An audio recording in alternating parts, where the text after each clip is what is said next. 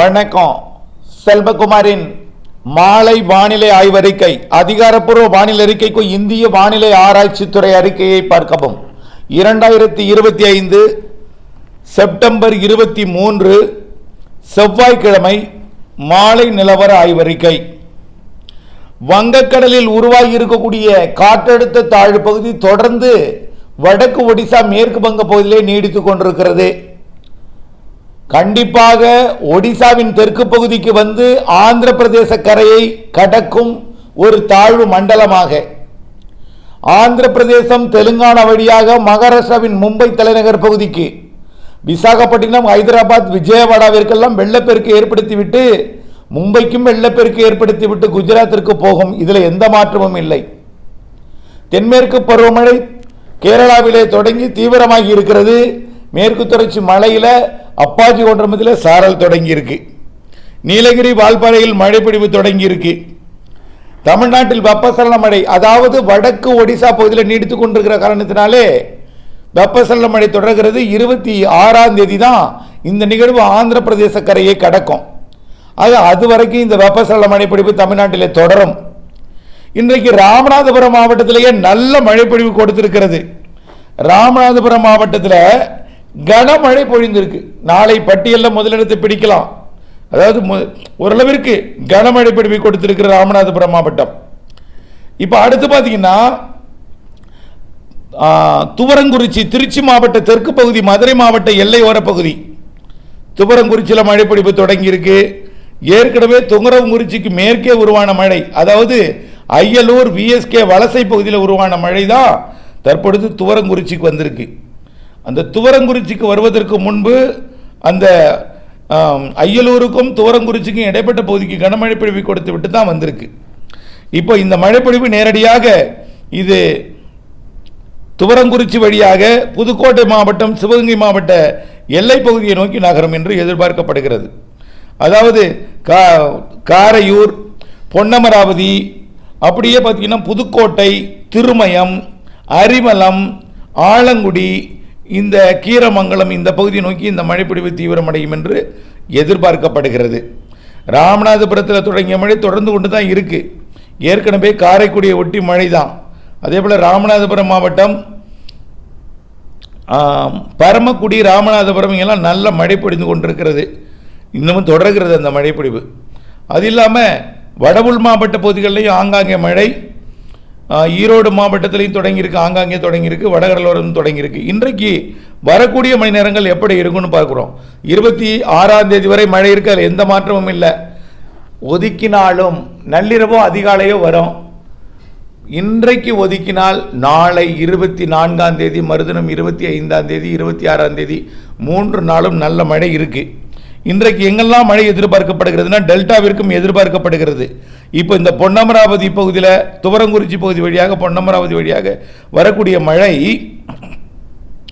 Delta மாவட்டங்களுக்கு இரவு வரும். டெல்டாவில் பொழிந்த பிறகு எங்கே போகணும்னு பார்த்தீங்கன்னா டெல்டாவில் கொஞ்ச நேரம், அதாவது ஒரு கனமழை இல்லைன்னா கூட மிதமான மழை பொழிவை கொடுத்துட்டு புதுச்சேரி மற்றும் கடலூர், விழுப்புரம் மாவட்டத்துக்கு போய் கனமழை பொழிவை கொடுக்கும். புதுச்சேரி, கடலூர், விழுப்புரம் மாவட்டத்திற்கு இந்த மழைப்பொழிவு நள்ளிரவிலே போய் பிறகு சென்னை, திருவள்ளூர், காஞ்சிபுரத்துக்கு கொடுக்கும். அதிகாலையில் கடலோரம் கொடுக்கும். நாளை புதன்கிழமை 24ஆம் தேதி மேற்கு தொடர்ச்சி மலையில் மழைப்பொழிவு கொஞ்சம் தீவிரமடையுது. நீலகிரி, வால்பாறை மற்றும் கணவாய் நுழைவாயில் பகுதி மற்றும் தென் மாவட்ட மேற்கு தொடர்ச்சி மலையெல்லாம். நாளை 24ஆம் தேதியும் டெல்டா உள்ளிட்ட பல்வேறு பகுதிகளில் மழை இருக்குது. 24ஆம் தேதி மாலை இரவு டெல்டாவிற்கு உண்டு. ராமநாதபுரம், புதுக்கோட்டை எல்லாம் உண்டு.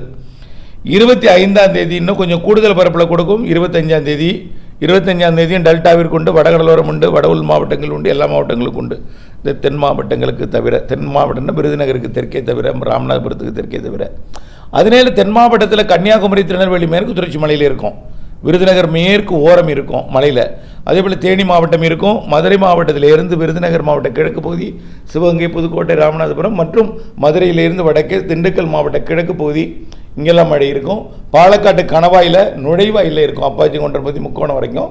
அதே போல் நம்ம ஏற்கனவே சொன்னதான் நீலகிரி, வால்பாறை, அப்படியே பார்த்திங்கன்னா சிறுவாணி பகுதி, மருதமலை பகுதி, அந்த கேரள எல்லையோர பகுதிகளில் மழை இருக்கும். நீலகிரியில் கனமழை இருக்கும். வயநாடு கூடலாம் நல்ல மழை பொழிவை கொடுக்கும். அதில் எந்த மாற்றமும் இல்லை. 25ஆம் தேதி கனமழை இருக்குது டெல்டாவிற்கு.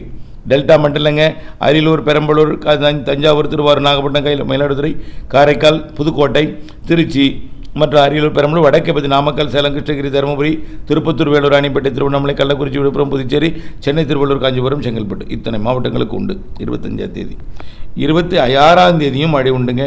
25ஆம் தேதியை விட 26ஆம் தேதி இன்னும் கொஞ்சம் கூடுதல் மழை இருக்குது. 26 வரைக்கும் மழை இருக்குது. 27 என்ன ஆகும்னா 27 மழை இருக்குது. 27 மழை இருக்கும். எங்கே இருக்குன்னு பார்த்தீங்கன்னா 27 மழை இருக்குங்க. டெல்டாவிற்கு மழை தெரியுது. ஏன்னா அந்த நிகழ்வு கரை கடக்கும் போது காற்றில் மேலே லேட்டாக தான் கரை கிடக்குது. கரை கடந்து உள்ளே போகும்பொழுது தெற்கு காற்று நுழையும். இதனால் 27 டெல்டாவில் நுழையிற காற்று புதுச்சேரி, சென்னை இடைப்பட்ட பகுதி, வட உள் மாவட்ட பகுதியில் 27ஆம் தேதி வரை மழை இருக்குது. 28 இருக்காதுங்க. 28 பிரச்சனை இல்லை, 28 இருக்காது. 28லேருந்து 2ஆம் தேதி வரை மழை இல்லை. 3ஆம் தேதி வரையுமே மழை இல்லைன்னு வச்சிங்களேன். 3ஆம் தேதி வரை மழை இல்லை. 2ஆம் தேதி வரைக்கும் உறுதி. 3ஆம் தேதி கூட வரல. 4ஆம் தேதி வாய்ப்பு இருக்குது. 4ஆம் தேதி மழை வாய்ப்பு இருக்குது. இப்போது ஆந்திர பிரதேசம் வரக்கூடிய 26ஆம் தேதி ஆந்திர பிரதேசம் கடக்கக்கூடிய அந்த நிகழ்வு 5ஆம் தேதி பார்த்தீங்கன்னா ஒடிசா, ஆந்திர பிரதேசம் இடைப்பட்ட பகுதி விடும். 26ஆம் தேதி தீவிரமடைஞ்சு தாழ்வு மண்டலம் மாறும். 27ஆம் தேதி கரை கடக்கும். 27ஆம் தேதி கரை கடக்க தொடங்கியதுமே 26ஆம் தேதியிலேருந்தே தெலுங்கானாவெலாம் வெளுத்து வாங்க மழை. விஜயவாடா, தெலுங்கானா இடைப்பட்ட பகுதி, அதாவது விஜயவாடா, ஹைதராபாத் இடைப்பட்ட பகுதி, பெரும்பாலும் விஜயவாடாவுக்கு தெற்குப்புறம், ஹைதராபாத்திற்கு தெற்குப்புறம், விஜயவாடா, ஹைதராபாத் இடைப்பட்ட பகுதி, பெரும்பாலும் அந்த ஸ்ரீசைலம் அணைக்கட்டு பகுதி, அதன் சுற்றுவட்டார பகுதி, எல்லாமே மெகபூப் நகர் இந்த பகுதியில் அதிக மழை இருக்குது. அந்த பகுதி தான் திரும்ப திரும்ப நான் சொல்லிக்கிட்டு இருக்கேன். ஸ்ரீசைலத்திலேருந்து விஜயவாடா. இதுதான்.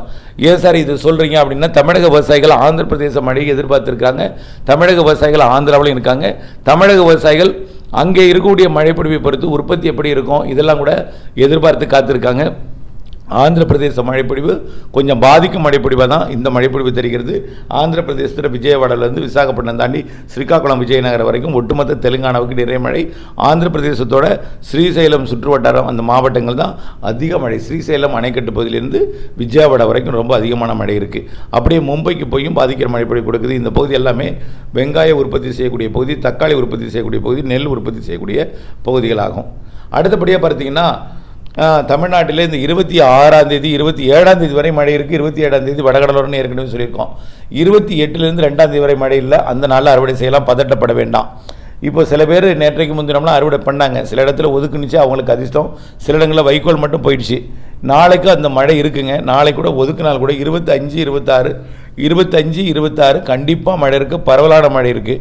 அப்போ தான் நிகழ்வு தீவிரமடைந்து ஆந்திர பிரதேச கரை கடக்கும்போது கிழக்கு காற்று நுழையும். கிழக்கு மேற்கு காற்று சந்திப்பின் காரணமாக தமிழ்நாட்டில் 25, 26 கனமழை இருக்குது, டெல்டா உட்பட. இன்றைக்கு ராமநாதபுரத்தில் யாராவது மழை எதிர்பார்த்தீங்களா? கனமழை பெஞ்சிட்டு இருக்கு ராமநாதபுரத்தில், குறிப்பாக ராமநாதபுரம் தலைநகர் பகுதி உட்பட. ஆகவே நல்ல மழை கொடுக்கும். நம்பிக்கையுடன் இருங்கள். தென் மாவட்டங்களுக்கு தயவுசெய்து கொஞ்சம் பொறுமையாக இருங்க. 5ஆம் தேதியிலேருந்து நிகழ்வு இருக்குது.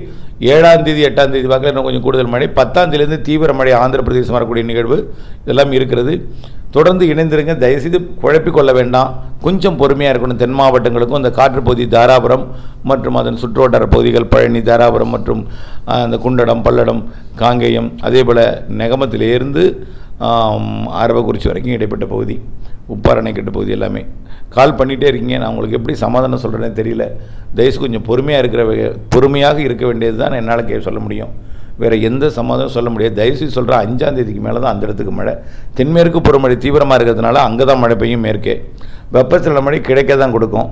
அதாவது பாதிக்கு கிழக்கே, திண்டுக்கலுக்கு கிழக்கே தான் கொடுக்கும். அதாவது வேடசந்தூர் கிழக்கு. இப்போ பாருங்கள், திருச்சி மாவட்டம் துவரங்குறிச்சி பெய்தும், பொன்னமராவதி பெய்ய போகுது. அப்படியே பார்த்தீங்கன்னா புதுக்கோட்டை இங்கே கிழக்கு போய் தான் பெய்யும்.